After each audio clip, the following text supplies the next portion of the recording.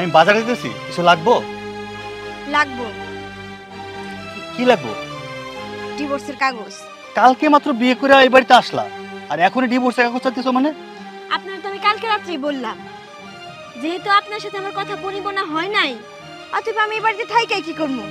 তাছাড়া আপনি আমার কাছ থেকে সত্য লুকাইছেন। আপনার আগে একটা বউ ছিল, আপনি বিবাহিত ছিলেন। এই কথাটা বিয়ের আগে বললে কি খুব ক্ষতি হইতো? দেখো, এখন আর তুমি এসব বইলো না। তুমি বাড়ির নতুন বউ, তুমি যদি এসব বলো মানুষ শুনলে খারাপ করবো।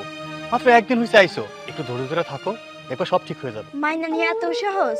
আপনি বুঝতে পারবেন আপনার গায়ে থেকে আপনি যে বিবাহিত ছিলেন না? না না না, তা কেন হইব?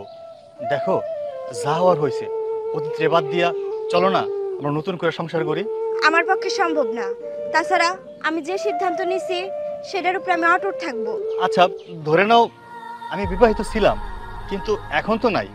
এখন তো আমি তোমার, আর তুমি যদি নিজের করে গড়ে নাও আর কোনো সমস্যা নেই। একটা কথা কি জানেন, আপনার সাথে যদি আমার কোনো কারণে ঝগড়া হয়, তাহলে আপনি ওই যে আগে যারা বিয়ে করছেন তার সম্পর্ক নিয়ে আমার খোঁটা দিবেন। এরকম সম্পর্ক তো আমি চাই নাই। আমি তো জানতাম আপনার জীবনে আমিই প্রথম, আমিই শেষ। আমি কেন আর একজনের খোঁচা মারা কথা দায়ভার নিব? তাছাড়া যদি আমার জন্য কিছু আনতেই হয়, তাহলে ডিভোর্সের কাগজটা আইনি।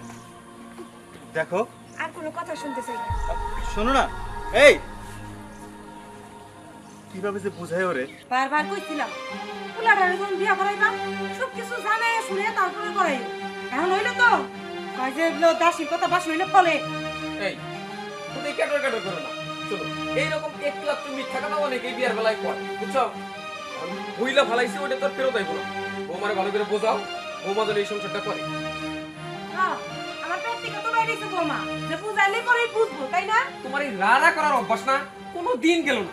শুনো, রাড়া না কইরে বৌমারে ভালো করে একটু বোঝাও, তাইলে এটা নিয়ে কোনো ঝামেলা হইব না। কেন আমি কমু কেন? এখন কে বুইরা? হ্যাঁ, যখন কবার কইছিলাম তখন তো কও নাই। কষ্ট করে কইলাম বিয়ার আগে বৌমার বাপের বাড়িতে সব কিছু কও, তখন কও নাই। এখন ঝামেলা বাঁধছে, এখন আমারে বুঝাবার কইতেছো আমি পারুম না। আমি বৌমার মা বাবারে ঠিকই কইতাম, দেখলাম যে বৌমার চেহারা সুরত ভালো, আমার পোলাটাতে মানাইব, যার জন্য আমি কথাটা ছাপাইয়া গেছি। সুন্দর দেখা পরে কি ঝামেলা হইব না, এইটা তুমি ভাবলা না তখন? দেখো, এত ফরফর করো না, যা কইছি তাই করো। হয়তো তোমার কথায় বৌমার মত ঘুরবারও পারে। আমি একটু বাজারে গেলাম। আমার তো মনে হয় না বৌমার মত ঘুরবো, তাও যাই, যাই একটু বুঝে দেখি। বৌমা, আসতেছি আম্মা। কোন কি হয়েছে? তুমি বলে আমার পোলার কাছে তালাক চাইছ? হ আম্মা, আপনার ছেলের কাছে আমি তালাক চাইছি। কেন তালাক চাইছ? এটা তো না জানার কিছুই নাই আম্মা। আপনারা তো রীতিমতো আমারে ঠকাইছেন। আপনার ছেলে আগে বিয়ে করছিল, সেটা আমার কাছে গোপন করছেন। বিয়ের আগে যদি এই কথাটা বইলা দিতেন, আমি এই বিয়েতে কখনোই রাজি হইতাম না। দেখো বৌমা, যেটা আসিল বিয়ার আগে আসিল, বিয়ার পরে তো আর কোনো সমস্যা নাই। আর আমরা ভাবছি ওই বউ তো চলেই গেছে, সম্পর্কও শেষ হয়ে গেছে, একবার তালাক হয়ে গেছে, এখানে তো বলার কিছু নাই। আজকে না করলো 2 দিন পর ওর সাথে যখন সংসার করতে যাই আমার কোনো একটা ঝামেলা দিব, তখন ওই আগের বউয়ের খোঁটাটা দিব। কেন আম্মা? বৌমা, তুমি কিন্তু বুঝতেছো না, মানুষের জীবন আর আয়না এক না। শোনো বৌমা, আমরা তো তোমার কোনো সমস্যা করি নাই, আর সূর্যও তো তোমার কত ভালোবাসে, তারপরেও তুমি এইরকম করতেছ। এইরকম করো না বৌমা। আমি তো এরকমটা চাই নাই। তাছাড়া আপনারা যত যাই কিছু কর না কেন, আমারে যদি আপোষে ছাড়েন আপনারা তো ছাড়লেন, আর যদি না ছাড়েন আমি জোর করে চলে যাব। তুমি যদি এই বাড়ির থেকে চলে যাও তাহলে অনেক বড় ভুল করবা, যেটা তুমি এখন বুঝতেছো না আগের মাথায়, পরে ঠিক বুঝতে পারবা। কিন্তু পরে বুঝলে হয়তো আর কোনো উপায় নাও থাকতে পারে। আম্মা, যেটা আপনার কাছে ভুল লাগতেছে সেটা আমার কাছে ভুল না, সেটা আমার কাছে কষ্ট। আমি এই কষ্ট নিয়ে সারা জীবন থাকতে পারবো না। তাই বলতেছি, আপনাকে কথার মায়া জালে আমার আর পালায়েন না। তুই আইসস বাবা, দেখ বৌমা এইসব আবুল তাবুল কি কইতাছে। বাজার থেকে আসছেন, ডিভোর্সের কাগজটা নিয়ে আসেন নাই? না, আনি নাই। কেন আনেন নাই? নাকি এখন চাইতেছেন যে জোর করে আমার সংসার করাবেন, তাই না? আমি তো তোমার উপর জোর করি নাই। দেখো, জিতের বসে সব কিছু করণ যায় না। আমি চিন্তা ভাবনা করে দেখো, তারপর তার সিদ্ধান্তটা আমার নিবা। চিন্তা ভাবনা?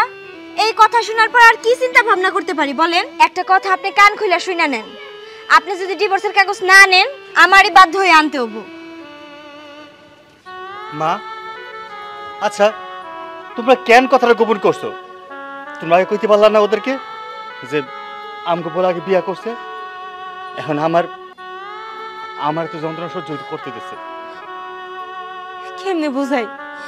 হ্যাঁ না, আমার কোনো দোষ নাই, যত দোষ তোর বাপের।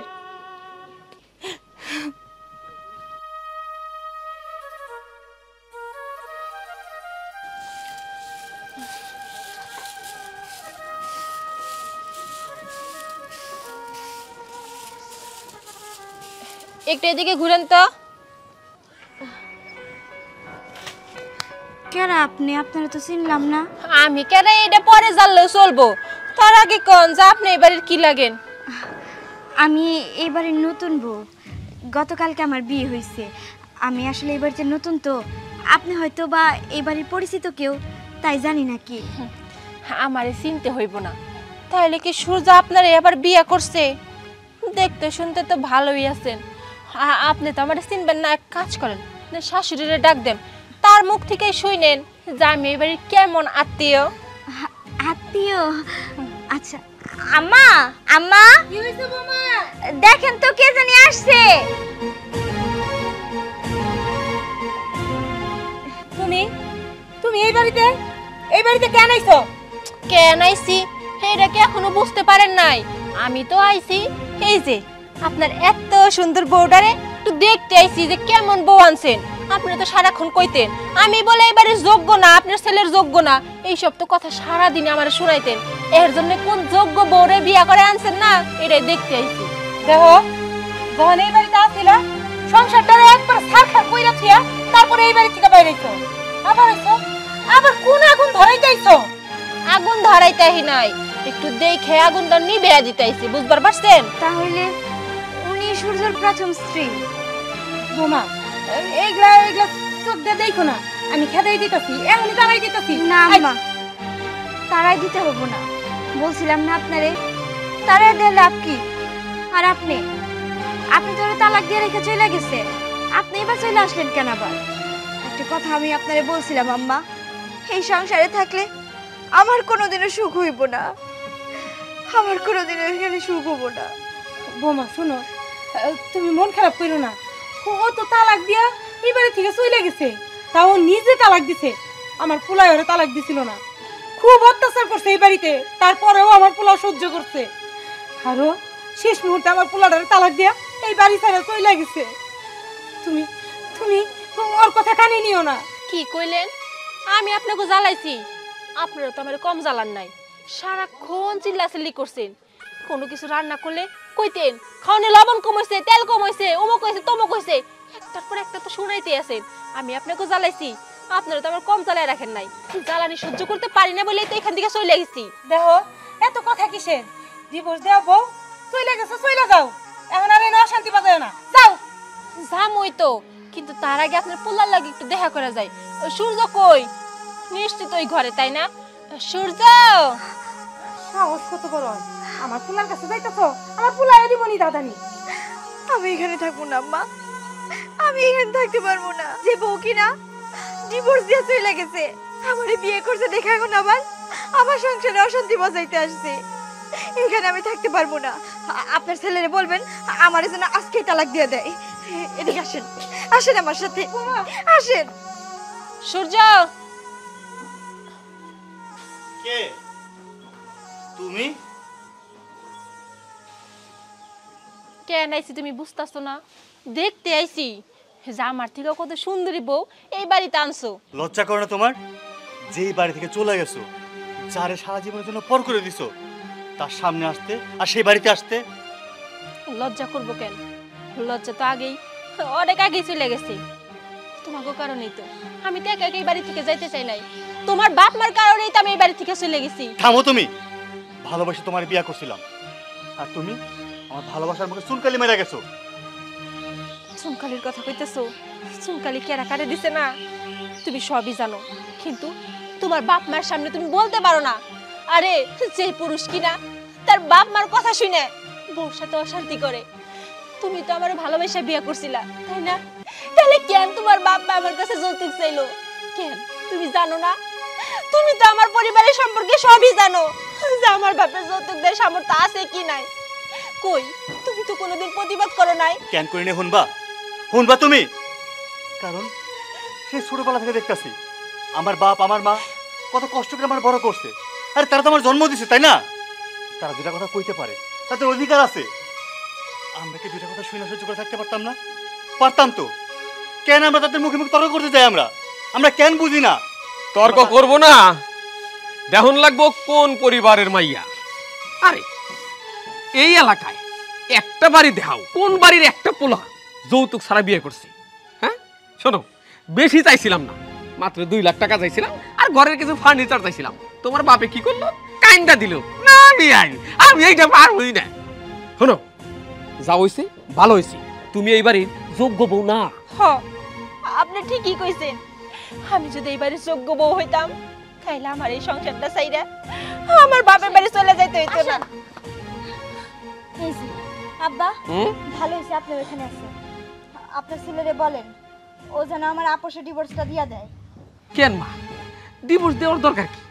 ও ওরে দেখে ওরে তো এখনই গাড় ধরে দূর দূর করে তাড়াই দিমু। এই সংসার তোমার। তাছাড়া শুনো, তোমার বাপে আমার পোলারে বিদেশ পাঠানোর জন্য 10 লাখ টাকা দিতেছে, বড় জায়গায় পাঠাইবো। এখন তো তোমাদের সুখের সংসার, তুমি কেন এই সংসার ছেড়ে যাইবা?